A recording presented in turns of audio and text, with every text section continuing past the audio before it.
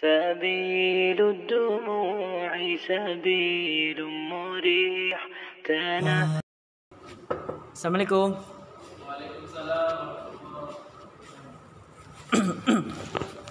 Baiklah, bismillahirrahmanirrahim. Assalamualaikum warahmatullahi wabarakatuh. Waalaikumsalam warahmatullahi wabarakatuh. Alhamdulillah, kita hari ini telah diberikan oleh Allah Subhanahu wa taala kesehatan sehingga kita dapat hadir di sekolah kita yang kita cintai ini. Nah, baiklah, untuk memulai kegiatan kita pembelajaran agar pembelajaran kita sesuai yang kita inginkan, yaitu mendapatkan ilmu yang barokah dan juga bermanfaat bagi orang lain dan juga bagi agama, maka kita mulai dengan doa. Doa dipimpin oleh ketua kelas. Siapa ketua kelasnya? Rahim. Baik, silakan Rahim pimpin doa.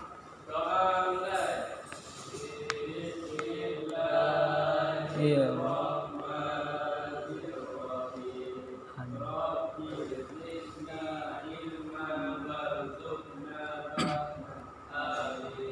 Amin. Alhamdulillah. Baiklah, doa telah kita panjatkan. Nah, untuk kehadirannya siapa hari ini yang tidak hadir? Hadir semua. Baik, alhamdulillah. Karena hari ini hadir semua, karena penjelasan kita pada hari ini yaitu mengenai hadis, sunnah, khobar dan atsar. Ada yang tahu apa itu makna hadis, sunnah, khobar dan atsar?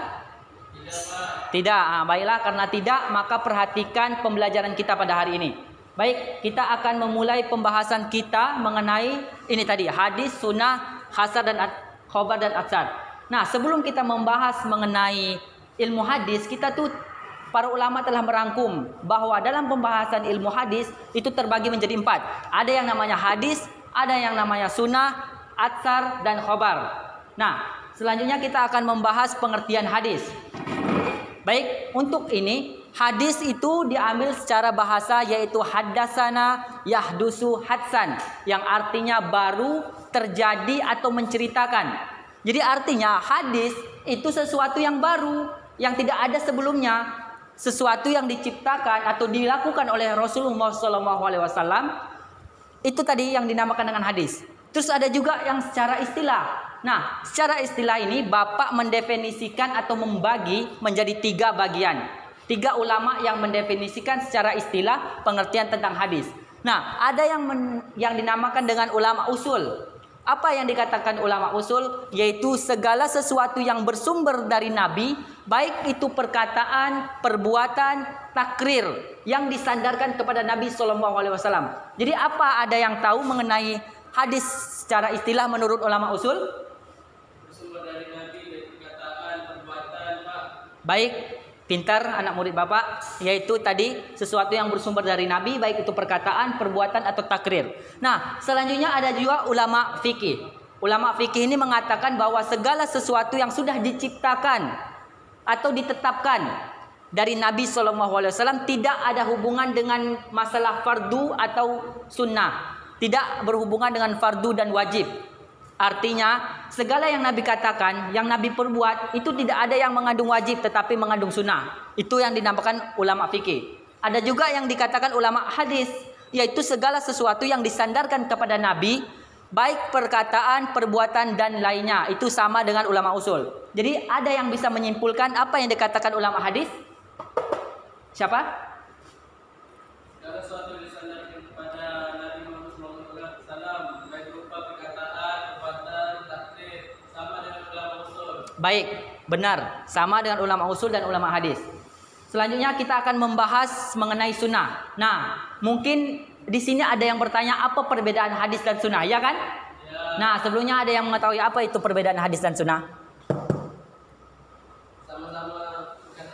Sama-sama perkataan Nabi. Baik, pintar anak Bapak walaupun kurang tepat. Nah, di sini kita akan membahas mengenai sunnah. Sunnah itu ada juga secara bahasa dan juga secara istilah. Secara bahasa itu dikatakan manna yamunnu sunnatan. Artinya jalan atau cara. Sedangkan hadis tadi itu perkataan atau hal yang baru. Nah, secara istilah ini juga Bapak membagi menurut 4 ulama. Ada ulama usul, ulama fikih, ulama salaf, dan ulama hadis. Untuk ulama usul itu hampir sama tadi dengan penjelasan mengenai hadis, sesuatu yang bersumber dari Nabi, baik itu perkataan, perbuatan, dan takrir. ulama fikih juga mengatakan hal demikian, dilakukan tidak sampai menjadi wajib. Terus ada juga ulama salaf. Nah, ini yang agak mungkin ada pertanyaan atau ada pertentangan di antara pemahaman para siswa yang baru mengenal ulama salaf itu apa. Nah, ulama salaf ini mendefinisikan sunnah itu lawan dari kata bid'ah. Ada yang tahu bid'ah itu apa? Sesuatu yang tidak dibuat oleh Nabi. Man amilan amalan laisa alaihi amruna fahuwa raddun. Barang siapa yang melakukan suatu amalan yang tidak ada contoh dari Nabi, maka hal itu tertolak. Baiklah, ini ulama salaf mendefinisikan lawan dari kata sunnah itu adalah bid'ah, sesuatu yang baru. Seperti apa contohnya?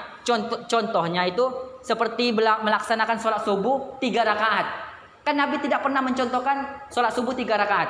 Nabi mencontohkan sholat subuh 2 rakaat. Apabila ada yang melakukan sholat subuh 3 rakaat, maka itu akan bertentangan dengan hadis atau sunnah ini. Terus ada juga ulama hadis, sama dengan ulama yang lainnya, yaitu sesuatu yang disandarkan kepada Nabi, baik itu perkataan, perbuatan, dan takrir Nabi. Ada juga khobar. Khobar ini ada juga secara bahasa artinya berita. Dan juga secara istilah sesuatu yang disandarkan kepada Nabi. Jadi hampir sama hadis, sunnah, dan khobar ini. Dan atsar. Atsar itu adalah bekas atau sisa. Mungkin dari adik-adik atau anak-anak semuanya tahu apa yang dimaksud dengan bekas atau sisa.